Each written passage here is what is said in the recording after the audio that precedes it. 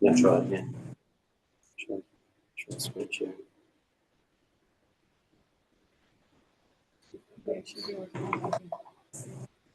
Yeah. Yeah. Yeah. Yeah. Cool. All right. Hear me?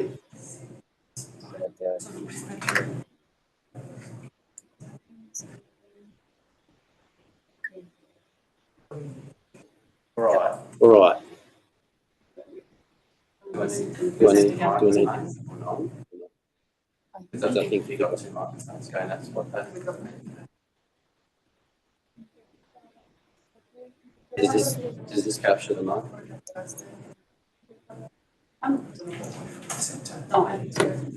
Yeah. Yeah. All right. Let's go. Again. Sorry about that, guys. I'm Ben. I'm all the way from Western Australia. So I've been working on a place called Ningaloo Reef for 25 years. And I'm still going.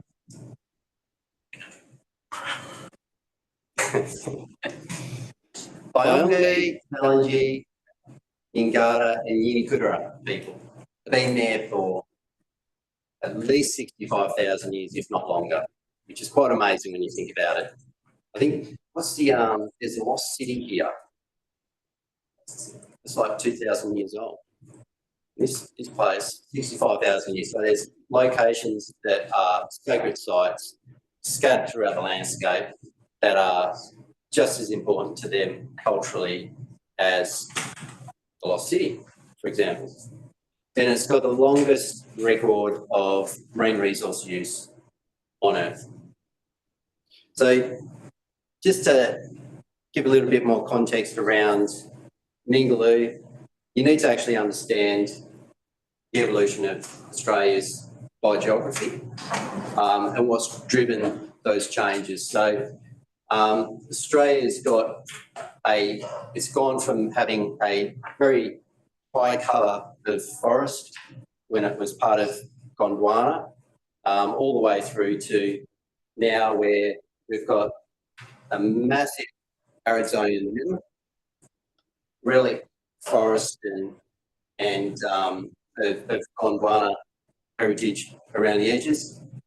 And one of those places that is one of the only places actually in Australia where the arid zone has actually encroached onto the coast is at Ningaloo in Cape Range. And that's driven the evolution of some really unique endemic flora and fauna, both on land and in the water. It's got a net evaporation of negative 300 millimetres there, so, and there's limited development on the coast as well. One thing that does happen at Ningaloo, Pilbara coast, is really high intense cyclones. So it's the most cyclone prone coast on Earth. And that backstory, that geological evolution of this place, the oldest continental landmass on Earth, has led to the formation of what are some of the richest natural resources on Earth. So on land, you've got mines all through, exploiting iron ore and a whole host of other metals.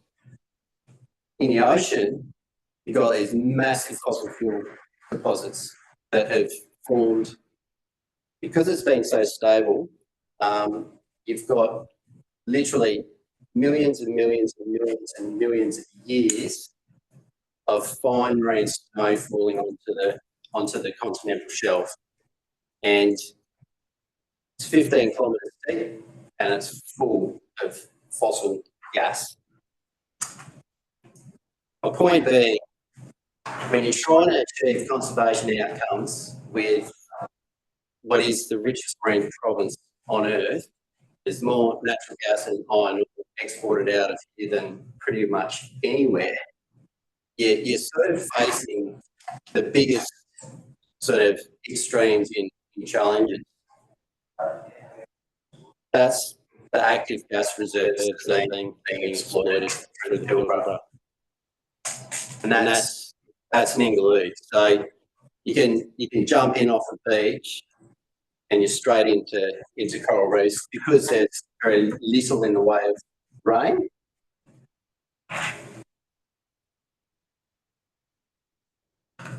Oh. Because there's very little in the way of rain, terrestrial runoff, and very little in the way of coastal development, a lot of the impacts that have occurred everywhere else on Earth around coral reefs are missing. That's Exmouth Gulf. It's an amazing arid zone mangrove ecosystem. It's the largest arid zone mangrove ecosystem on the planet, actually. It's exceedingly tenuous. It's on its edge in terms of the physiological ability for these mangroves to actually exist. And in fact, they spend most of their time senescent. Some trees that we've measured are literally 2,000 years old, and they're only a couple of metres tall. They've got really slow growth rate, and they spend pretty much no time growing. The only time they grow is when there's a bit of rain. And then you've got these fossil landforms, fossil coral reefs. So Cape Range is actually, I'll talk about that a little bit later. I digress. So I started in 98 working up at Ningaloo. First thing I did as soon as I finished uni was go up and start surveying the reef and starting to propose sanctuary zones.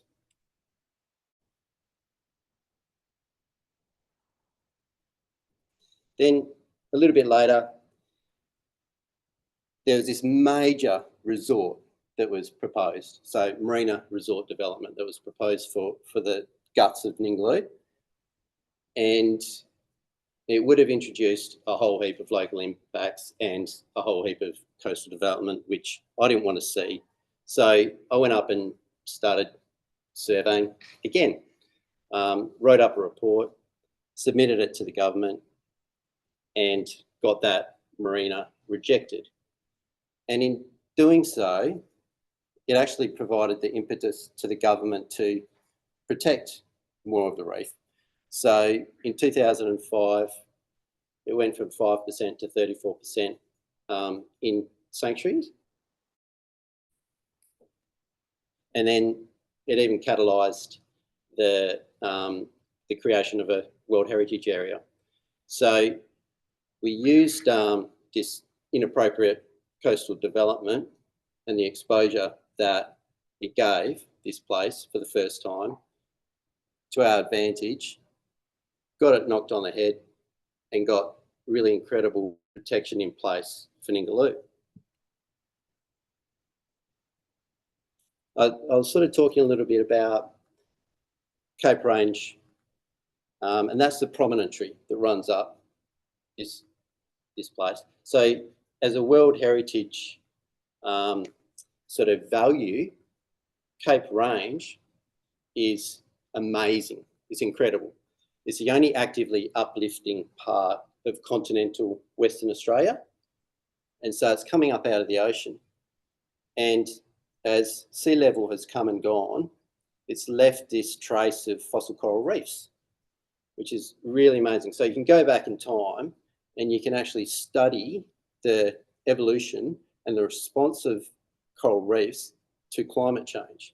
And so you can get insight into how coral reefs change in response to things like pH and temperature and cyclones. And you can actually read the evolution of, and so it provides a lot of insight into how coral reefs are actually changing around the world just through studying this fossil coral record.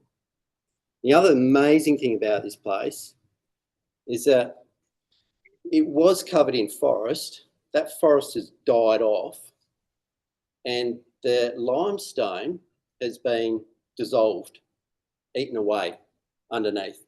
And there's this amazing, this is another World Heritage value, there's this amazing ecosystem that's developed in response. So all the rainforest creatures in the leaf litter and the like that lived on the forest floor actually evolved to live underground.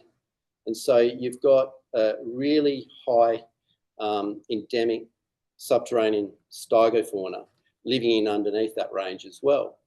And you've got waterways, you've got rivers, you've got creeks, you've got lakes, you've got connections to the ocean. So 2, 3, 5 kilometres inland, you've got tides and you've got beach. And so it's actually an exceedingly unique, globally unique ecosystem underneath your feet. I talked a little bit about the fossil coral reef chronology before. Won't go too much further into that. Then in 2014, I did a PhD at Ningaloo, and it was on the coral reef fish, their habitat associations and implications for research monitoring and design of marine protected areas. So the PhD, probably one of the main outcomes from that piece of work was we sampled all the way across the continental shelf and worked out that the biodiversity and the biomass of the target species is highly dependent on where you sample it. So their life histories, babies will be in close to shore as a general rule, and the adults will be offshore. So the fundamental principle in implementing marine protected areas and sanctuary zones is to make sure you're getting enough of that depth variation in your sanctuary zones to be able to protect the fish species that are targeted in areas. Had a little bit of enough of the academic life after my PhD. So I started taking people swimming with whale sharks. And so whale shark ecotourism now generates $110 million revenue to the local communities, where before it was actually quite low. It was probably about 5 to 10 million when I first started working up there. And a lot of the principles for interacting with marine fauna have come from the work that we've done at Ningaloo. So how do you safely interact with marine fauna? How do you not impact on their behaviours? And actually, it's demonstrated that a whale shark is worth far more in the water, $5 million over its lifetime, compared to a whale shark that's being caught from the same population in Indonesia. For, you know, an Indonesian fisherman might get $500 for that animal. And so that sort of fundamental economic kind of return from marine fauna, is that model has been increasingly adopted, and we're converting people who are catching sharks to people who are taking people out to see sharks. And that's a wonderful thing. There's this other place. So when Ningaloo was World Heritage listed, the borders were quite expansive, but then they contracted. And one of the places that missed out from the World Heritage listing is this place called Lake McLeod. And it's in the south of Ningaloo. It's really quite amazing. It's the largest inland mangrove forest on Earth. And so it's 20 kilometres inland. There's a piece of the ocean that exists 20 kilometres, and it's in the desert, stranded.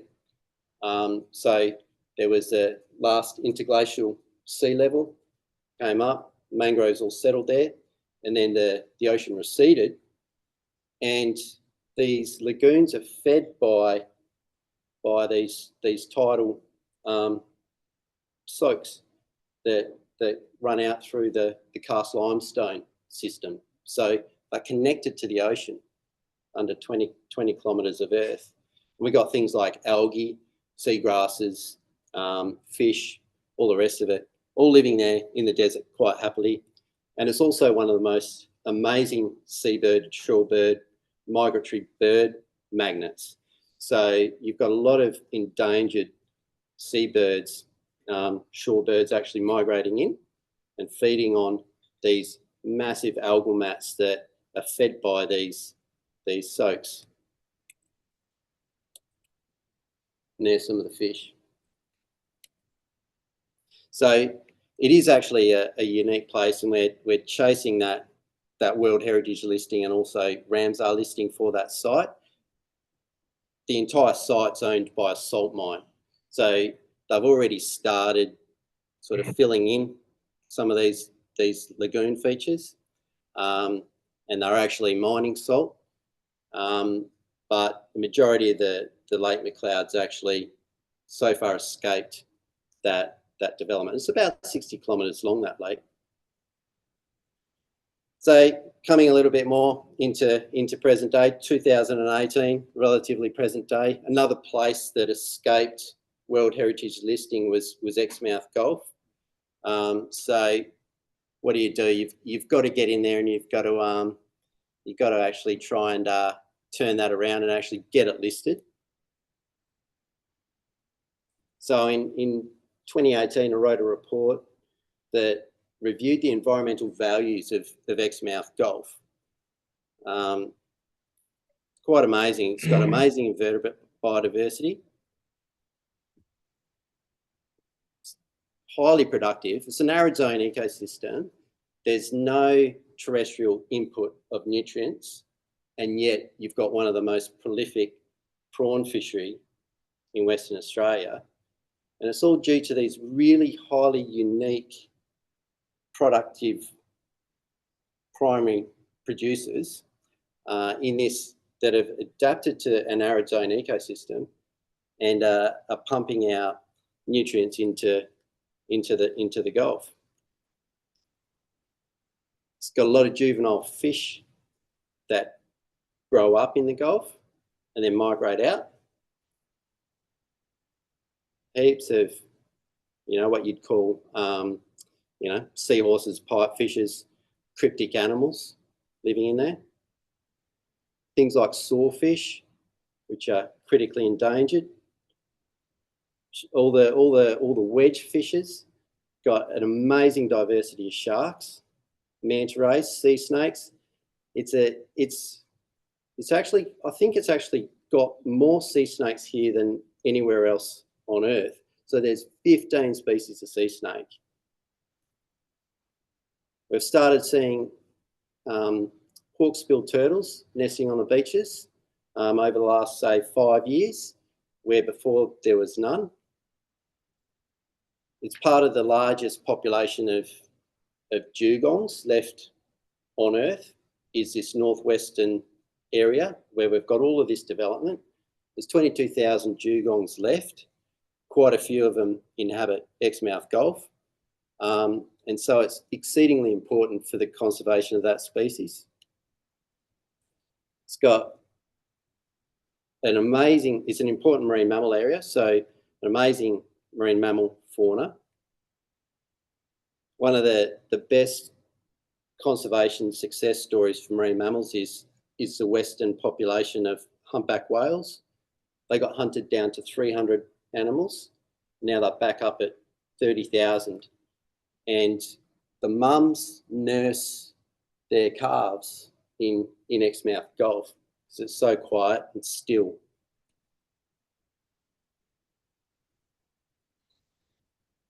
So after releasing that report, we managed to get rid of what was the elephant in the room, which was a massive oil and gas development to build a pipeline manufacturing facility which would produce pipelines as high as the roof, 10 kilometres long, and they'd drag them out through the Gulf, through all of that biodiversity, out to sea to supply all the oil and gas facilities offshore.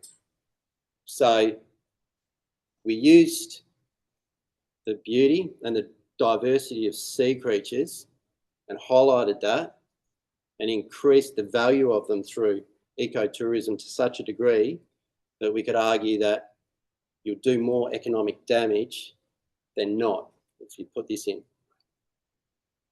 So on the back of that report, the WA government announced the proposed Exmouth Gulf Marine Park, which is an extension of Ningaloo, and initiated and undertook a cumulative impact assessment, which is fantastic because it's only the second time in Western Australia where a development has been considered in the context of pre-existing impacts. Normally, the EPA just considers them on their own merit. And so we got that cumulative impact assessment done and then established an Exmouth Gulf Task Force to make recommendations to the government to protect the Gulf. But salt mines are now encroaching on the top there of the Gulf. These salt mines are prolific through the Pilbara. So pretty much every single analogous arid zone mangrove ecosystem in the Pilbara has a salt mine just behind them. And they produce an incredible amount of salt, and it fills all of our plastic devices. It's filler to plastic. So it's absolutely devastating to the primary production in these ecosystems, because there's these massive salt flats, these naturally occurring salt flats that host these micro cyanobacterial mats that produce the nutrients that get pumped out into the system and generate a lot of the primary productivity. As soon as you drop a salt mine on that primary productivity is removed. And now they want to build a deep water port right in the guts of where the baby humpbacks are nursed. And so the proponents insist that they won't threaten these values, and regulating the Gulf is what they call it. They're going to regulate the Gulf by putting in a deep water port. And deep water berths mean less impact on the seabed from anchor scouring and the use of noisy vessel dynamic positioning. So to regulate the Gulf, they're going to dredge a shipping channel from 12-metre depths down to 20-metre depths right through the guts of the Gulf and enable cruise ships and large yachts and the Royal Australian Navy and container ships and all the rest to be able to get into Exmouth Gulf. And here we are with all the animals that we swim with, we take people out to enjoy, that brings so much economic value and also, you know, this amazing experience that most people are absolutely blown away by. And all the animals are showing up with, you know, propeller scars all up and down their backs. Turtles getting hit. The vets that I work with look after them and nurse them back to health and get them back out into the ocean. And so the rate of scars on these marine fauna that everybody's swimming with, it's gone from about 5% to about 20% of the animals. And that's if the animals survived, of course. So shipping traffic has gone up 1,000-fold in this area over the last 20 years. And that's what the shipping traffic look like. There's all those ports, there's all the shipping traffic, and it's what I'd call a marine megafauna superhighway. So all those animals and more migrate up through all of this area and are exposed to that noise, that threat of impact. Things like pygmy blue whales, the most endangered marine mammal on Earth. You know, there's only 300 of them left in this population, even less actually. They can't hear themselves speak. And it's so important that those humpback whales have those quiet places to raise their young. It's critical and key because with noise, it actually impacts the ability for those mother and calf to actually hear each other, and you end up getting separations. Anyway, Pilbara inshore bioregion is that whole area of Australia that's inland or inward, just against the coast there. Exmouth Gulf is the bottom. Currently, there's no protected area for the whole area. It's one of the most endemic fauna and flora in the world, actually, for a number of things. So currently producing a report, demonstrate where this proposed marine park boundary might be, which is down in the southeast, and where all the whales occur, and where all of these environmental values occur through the Gulf, which ones are going to be omitted from the proposed marine park boundaries, which ones will make it in, and which ones will be threatened by those industrial developments. And the other thing about the place is that it's actually got the darkest light-free skies on Earth and the clearest skies as well. And that's about it. There's my brown bag presentation. Just a slideshow. Hope you enjoyed it.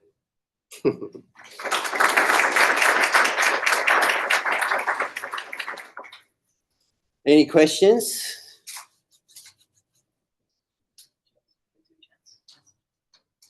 Two chats.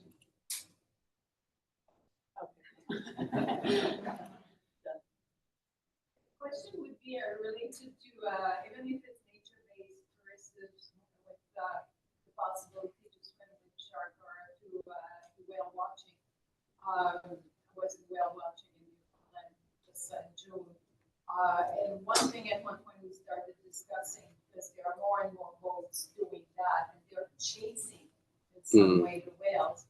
At one point, how much it can stress the animals, and especially you're talking, the mom and the baby trying to get together, and we have this problem from BC coast with the killer whales. Yeah. So how do you think? What is the level, the threshold at one point of sustainability? Yeah. Well, one, the inverse of that is these animals are getting hunted, and so. But two, the interaction guidelines that have been developed up actually, essentially outlaw chasing an animal, stops boats from obstructing an animal, and also limits the number of boats through licensing. So,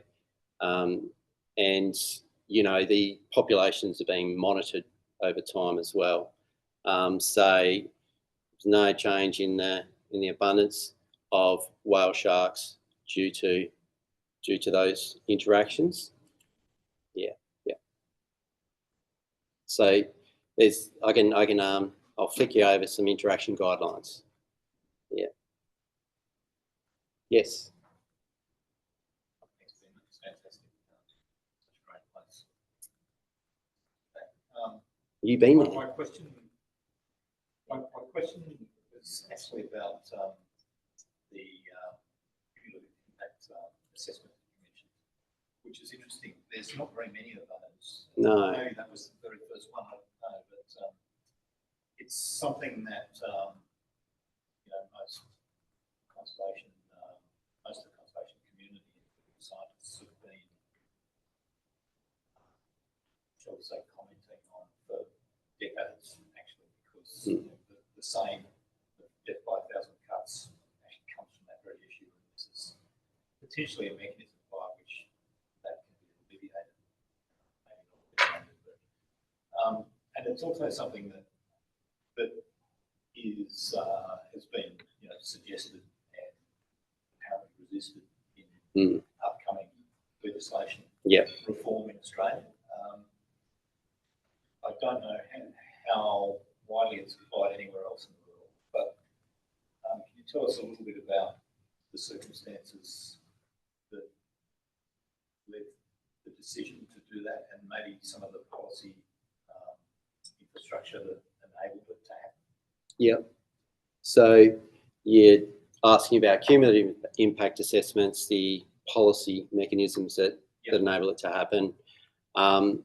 So under Section 16E of the EPA Act in Western Australia, there's this clause which enables, you know, the minister to, you know, undertake or request a cumulative impact assessment in special case scenarios. Right. So in fact, it's been so rarely used, it's not funny. In fact, it's only been used twice in Western Australia. And this was the second time. And so what should be routine across the board with every single development that we consider is actually rare and exceptional.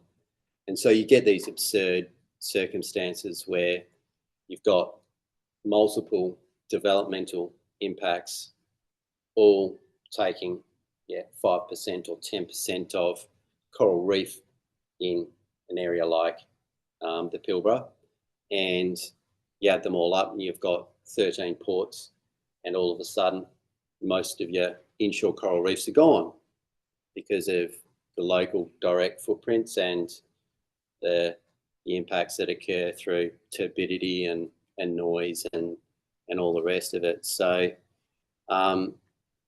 what should happen pretty much everywhere doesn't.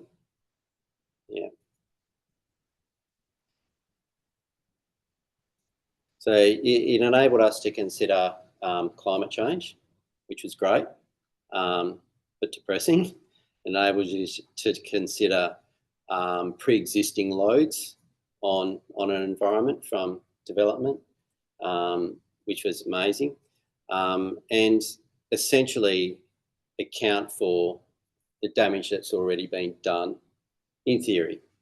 And so if you can account for the damage that's already been done, you can start to set far better limits on damage that might be done in the future. And that's really important. And yep, WA is trying to walk back all of our you know, environmental legislation. And in Australia, the feds have, it's got clogged up in in bureaucracy. Tough thing is that you've got these pretty heavy duty oil and gas and mines and resource lobbyists that are making sure that any substantive, effective, meaningful change that a well-qualified biologist or ecologist would think would be routine, and it basically sets the floor a lot lower than that.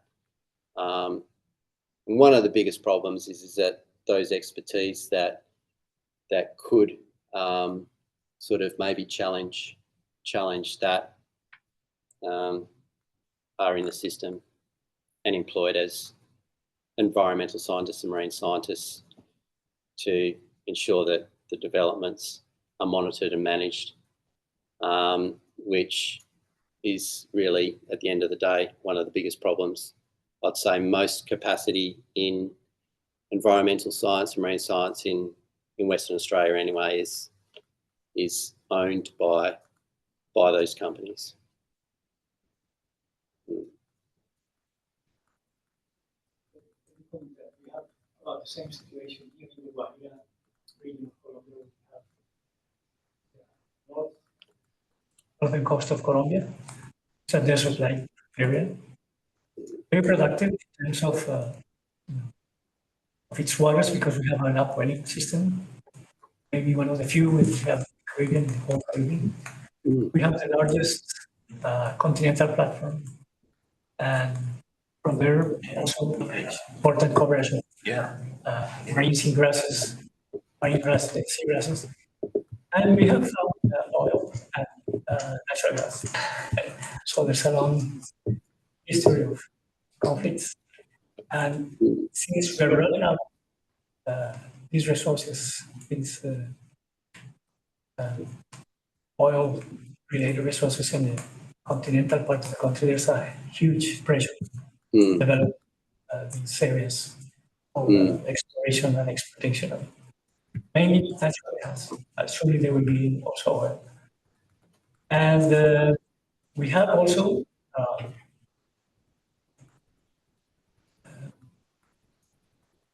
a lot of activities from the cultural side, local communities.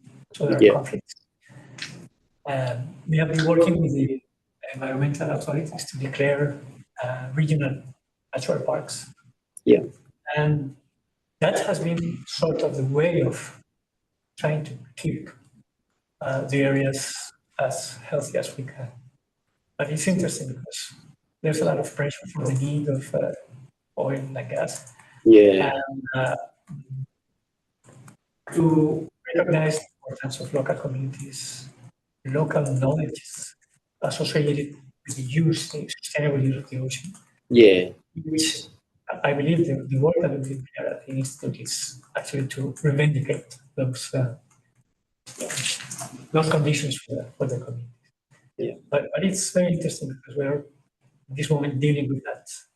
Also. Yeah, trying to build up the sustainable livelihoods that are based on really solid principles that generate income. Super important to combat the business proposition, so to speak, of exploiting that area in other ways that aren't necessarily going to be the best for the long-term future of those ecosystems. And you've got to get ahead of things as well. You know, it's kind of just fortunate that in you know, I'll go all the way back to this map up here, because it's kind of telling. That one there, most of those leases were created way back in the 40s and 50s and stuff. So, you know, they've gotten ahead, and it's the negative space in those in the mine leases and the oil and gas leases that I focus on. And so Exmouth Golf being a really good example where just managed to stave off the creation of those exploration leases, you know, before they're made, and then understanding what values that hold and how those values can be sustained through sustainable livelihoods and, you know, ecotourism and the like. So, yeah, it's so complex and so tricky to achieve good outcomes when there is such a voracious appetite for natural resources. So if anyone was interested, there's a massive campaign in Australia about the declaration of the World Heritage Listing of Exmouth Golf. There's that special big part of Tim. Yeah. There's a Australian novelist, and there's an excellent documentary about this very area, the World Heritage List. It goes through the World Heritage Listing, and then comes through the last one is about the massive industrialisation that is possible happening. But it's a very good documentary. I can send the details, or Ben could do, because Ben was probably one of the advisors on that, one of the scientific advisors on that documentary. But that's an excellent one. It goes right through those cultural values. It's brilliant shots. Yeah. And one of the most important things, so for marine spatial planning, we'll get layers and layers and layers and layers and layers and layers of information. So all your conservation layers, so all your protected areas and the like, and important marine mammal areas and key biodiversity areas, and then all your socio-economic factors, and, you know, solve those for optimised solutions for conservation. Really interesting with the red list of ecosystems, guys, like how you might start to deploy and use the data layers you gathering like socioeconomic factors and stuff? Land use, you said you have land use layers and things in there. Then you can start to use that to help identify priorities for conservation. You're just saying cloud traffic data. Oh, Yeah, yeah. You've got a hold of all of that? well, no, I mean, it's accessed by the assessors when they need it, so. Yeah. Yeah. Yes. Oh, well. It's just a really quick one. Thanks, guys. Thanks for listening. Sorry about the technical issues.